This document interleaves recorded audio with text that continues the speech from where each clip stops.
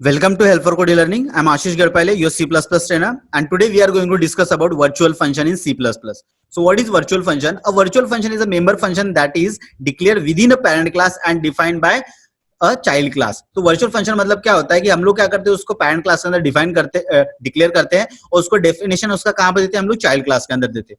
So to create a virtual function precede the function declaration in the base class that is what virtual. तो हमें क्या करना पड़ता है कि जब भी मुझे किसी फंक्शन को वर्चुअल फंक्शन बनाना है तो हम लोग क्या करते हैं, उसे वर्चुअल कीवर्ड का यूज करते हैं. वर्चुअल कीवर्ड का यूज करके हम लोग उसको वर्चुअल फंक्शन बनाते हैं और उसको हम लोग जो है चाइल्ड क्लास के अंदर हम उसको क्या कर सकते हैं, रीडिफाइन कर सकते हैं. सो let me discuss a example about the virtual function.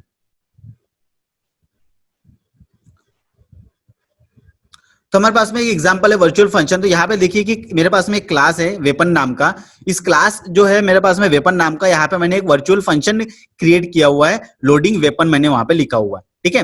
फिर मैंने क्या किया, एक बॉम्ब नाम का एक क्लास बनाया जिसको मैंने वेपन को क्या किया, उसको मैंने इनहेरिट किया हुआ है. तो बॉम्ब नाम के क्लास में एक मैंने फीचर नाम का एक और क्या किया, मैंने उसमें एक फंक्शन बनाया है और ये मेरा वर्चुअल फंक्शन को क्या किया, मैंने यहाँ पे उसको रीडिफाइन किया. और यहाँ पे मैंने क्या किया, दिस वेपन को मैंने कॉल किया. दिस वेपन से मैंने क्या किया, उसके वेपन के फीचर को यहाँ पे पहले कॉल किया. उसके बाद में क्या, लोडिंग बॉम्ब फीचर. तो यहाँ पे क्या कर रहा हूँ मैं, यहाँ पे मैं उसको जब मैं कॉल कर रहा हूँ तो क्या मैसेज आएगा, लोडिंग वेपन पहले आएगा लिख के, उसके बाद में क्या आएगा, लोडिंग बॉम्ब फीचर. देन हमारे पास में गन नाम का क्लास है, उसने भी क्या किया, उस वेपन को क्या किया, इनहेरिट किया. फिर उस फीचर को हमने रीडिफाइन किया यहाँ पे और फिर से उसको कॉल कर रहे फीचर को. तो क्या आएगा, लोडिंग वेपन आएगा और फिर आएगा उसके नीचे मैसेज क्या आएगा, लोडिंग गन फीचर. देन हमारे पास में एक लोडर नाम का क्लास है. लोडर नाम के क्लास में हम लोग क्या कर रहे हैं, एक लोड फीचर नाम का एक क्लास हम लोग जो है फंक्शन बना रहे हैं. उसमें वेपन नाम का एक मैंने ऑब्जेक्ट क्रिएट किया और वेपन नाम के ऑब्जेक्ट से मैंने क्या किया, फीचर को कॉल किया, जो कि क्या लिख के आता है हमारे पास में, लोडिंग वेपन लिख के आता है. फिर हमने क्या किया, एक लोडर नाम का एक जो है पॉइंटर टाइप का एक ऑब्जेक्ट बनाया है. देन वेपन नाम का भी मैंने पॉइंटर नाम का ऑब्जेक्ट बनाया और बॉम्ब और जी गन का जो है मैंने एक ऑब्जेक्ट बनाया.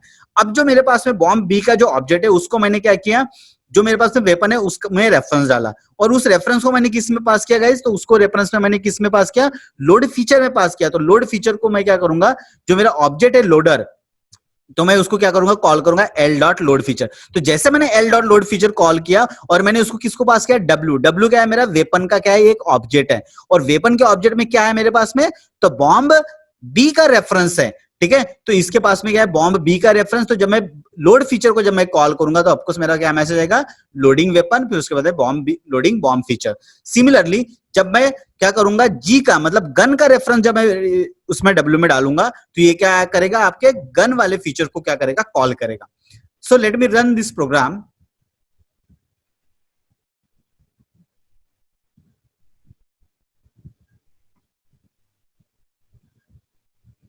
Loading weapon, then loading bomb feature, then loading weapon, loading gun feature. तो यहां पे देखा हमने क्या हुआ कि एक ही वर्चुअल बेस क्लास बनाई है, हमने वर्चुअल बेस फंक्शन बनाया है.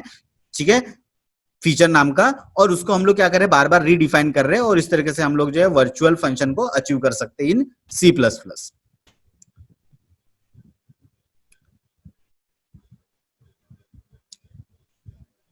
हमारे पास में दूसरा एक एग्जांपल है वर्चुअल फंक्शन का, दैट इज एक मेरे पास में वर्चुअल फंक्शन है वर्चुअल वॉइड शो.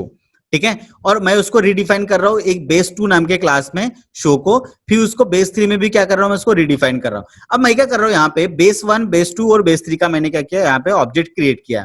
ठीक है. तो बेस 1 में मतलब बेस 1 जो B1 जो है मेरा पॉइंटर टाइप का, उसको मैंने एड्रेस असाइन किया किसका, B2 का. B2 मतलब कौन सा, मेरा बेस 2 का. तो बेस 2 का मैंने एड्रेस असाइन किस में किया, बेस 1 में असाइन किया. तो जब मैं बेस 1 डॉट का जब मैं ऑब्जेक्ट से मैं कॉल करूंगा आपको शो को, ठीक है, तो ये क्या करेगा, आपका ये शो को कॉल करेगा. देन B1 को मैंने जब मैं क्या करूंगा, मैं B3 का जब मैं उसमें जो है एड्रेस असाइन करूंगा और उसको जब मैं शो को कॉल करूंगा तो ये क्या करेगा, उसके शो को कॉल करेगा. So let me run this code.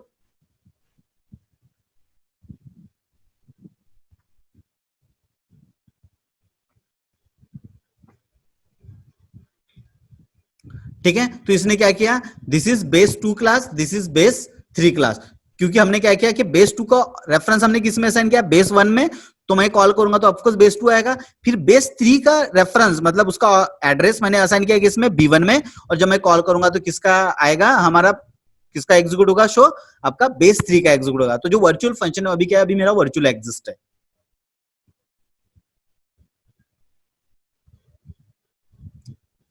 Then we have abstract class and pure virtual function. तो हमारा अभी नेक्स्ट टॉपिक हमारा है कि abstract class and pure virtual function. So what is mean by abstract class? Abstract class means what? In C plus plus we can create an abstract class that can not be instantiate. तो जो abstract class होता है जो इंस्टेंटिएट नहीं होता है, means we can not create object of that class, जिसका हम लोग ऑब्जेक्ट नहीं क्रिएट कर सकते तो आपको वो इंस्टेंटिएट नहीं होगा। So however we can derive a class from it and instantiate object of the derived class। तो जब भी मुझे उस abstract क्लास को इंस्टेंटिएट करना है तो मुझे क्या करना पड़ेगा? एक derived क्लास क्रिएट करना पड़ेगा और उसको मुझे क्या करना पड़ेगा? इंस्टेंटिएट करना पड़ेगा और उसके थ्रू हम लोग क्या करेंगे? उसका डेटा जो है हम लोग एक्सेस करेंगे।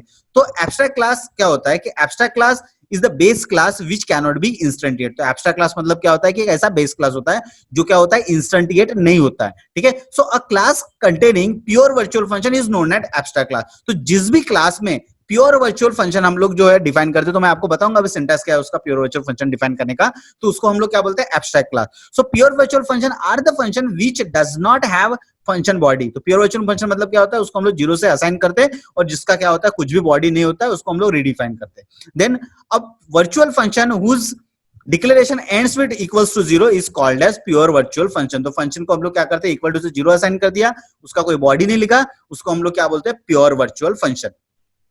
सो फॉर एग्जाम्पल मेरे पास में एक क्लास है शेप नाम का मेरे पास में एक क्लास है, वहां पे मैंने क्या लिखा है? पब्लिकली एक वॉइड फीचर नाम का फंक्शन है जिसको मैंने वर्चुअल कीवर्ड से क्या बना दिया? वर्चुअल फंक्शन बना दिया और इक्वल टू जीरो लिख दिया। तो ये जो है क्या है यहाँ पे? Here the pure virtual function is, कौन सा प्योर वर्चुअल फंक्शन है? Virtual void feature equals to zero. ये क्या है? मेरा प्योर वर्चुअल फंक्शन है and the shape is the abstract class. और ये शेप क्या है? मेरा एक एब्स्ट्रैक्ट क्लास है। So now let's discuss about the programme.